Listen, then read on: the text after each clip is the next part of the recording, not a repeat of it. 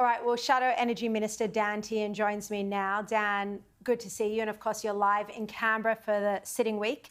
Now, I'm going to get to Tomago in a moment, but I just want to ask you about the Coalition's position on net zero by 2050. This is tearing apart the Liberal Party. When will you have a position?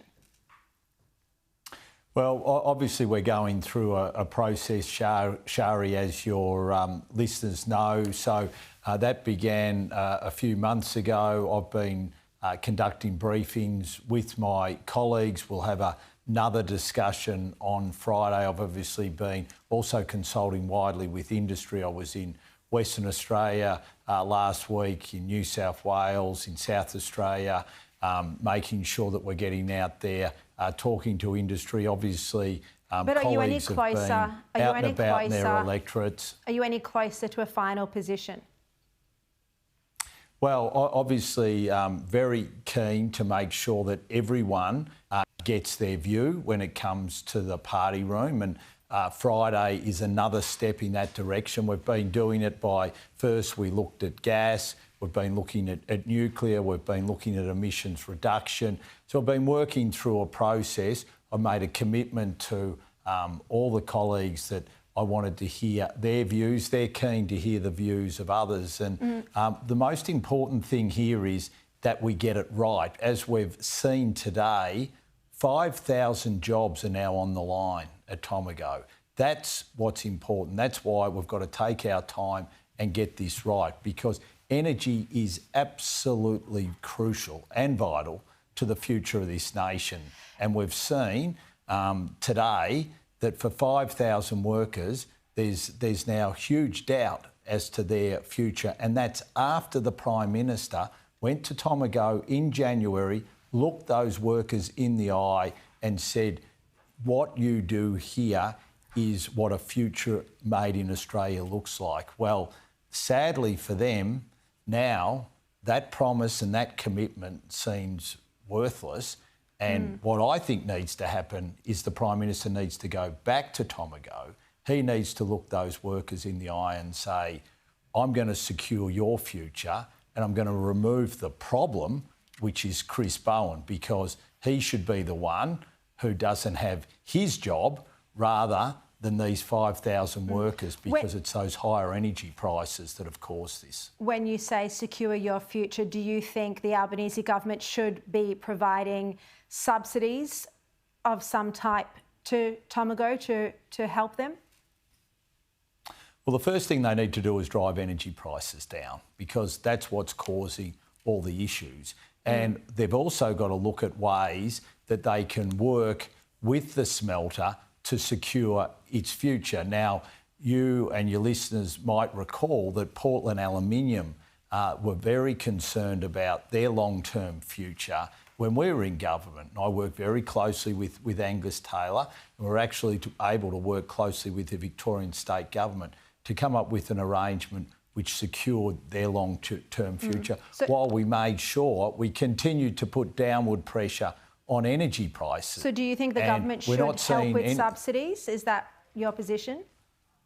Well, what we're saying is that the government, first of all, needs to be able to demonstrate to Tomago and to Rio Tinto that there is a long-term future for the smelter. And the only way they can do that is by demonstrating that there's going to be affordable energy available to that smelter in the future. That's the key to this. That's what we were able to do with Portland Aluminium. Now, if Chris Bowen continues his reckless renewables rollout, which is trying to get renewables to 82% of our grid by 2030, and we know that international experience says that's going to continue to drive energy prices through the roof, there is no way known he is going to be able to secure the long-term future of Tomago.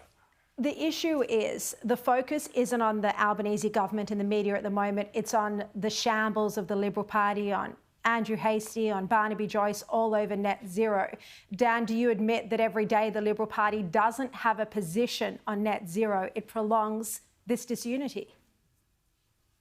Well, the key here, Sharri, is that we have got to be able to hold the government to account on the shambles, which is their energy policy, and the shambles that is the Labor net zero way, which is a complete and utter shambles, which has seen electricity go up by 39%. We've got grid instability. We've got everyone agrees with that, but you can't do that until you have your own policy. So is it unlikely you'll retain support for net zero by 2050? Is that where you're moving towards?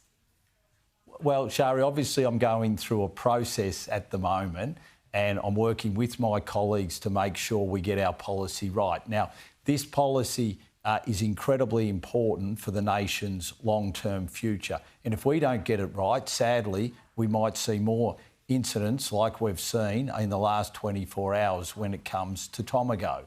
So what we've got to do is make sure we get it right. And I can tell you, already the colleagues are absolutely committed to making sure that we can throw all technology at our energy supply. So, but including without a nuclear, policy, the they're very coalition committed is collapsing. to make sure. There's reports that Susan Lee's leadership is at stake. The Nationals are talking about quitting the coalition partnership because you don't have a policy yet.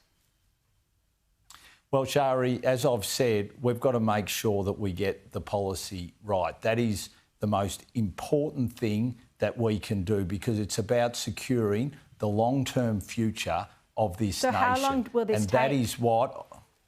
Well, we've obviously got to make sure that we take the time to get it right. Now, while we're doing that, there is nothing to stop us. When will you have a policy?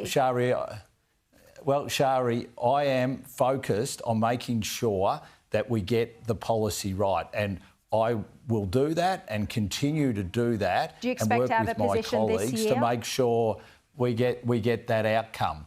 I've said my hope was that we would, and this was in May, that we would have something to announce in 6 to 9 months. So obviously I'm still working to that time frame. You know, the colleagues have been fantastic in the way that they're participating and putting their views in, because they know and understand how crucial this is. All right, Dan Tehan, really appreciate your time. Thank you.